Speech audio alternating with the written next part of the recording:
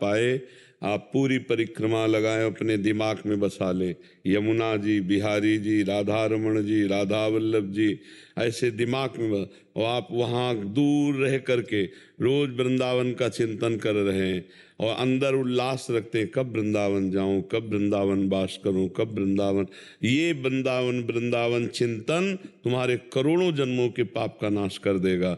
और वृंदावन का चिंतन करते हुए यदि आप कहीं दूर देश में मरेंगे तो आपका अंतिम परिणाम वृंदावन ही होगा, आपको वृंदावन की ही प्राप्ति होगी। ये सिद्धांत है, ये सिद्धांत।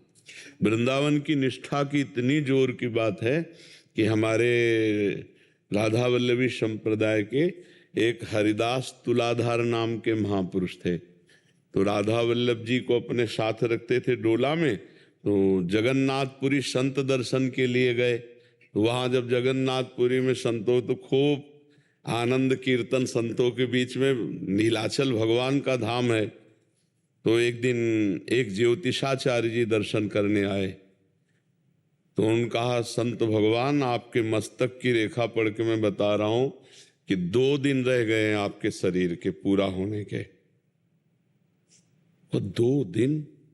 मेरा तो व्रत था कि मेरा शरीर वृंदावन में छूटेगा। उन्होंने कहा नहीं नहीं नहीं, तुरंत डोला उठाओ और चल पड़े। अब जगन्नाथपुरी कोई यहाँ थोड़ी है, वृंदावन से बहुत दूर।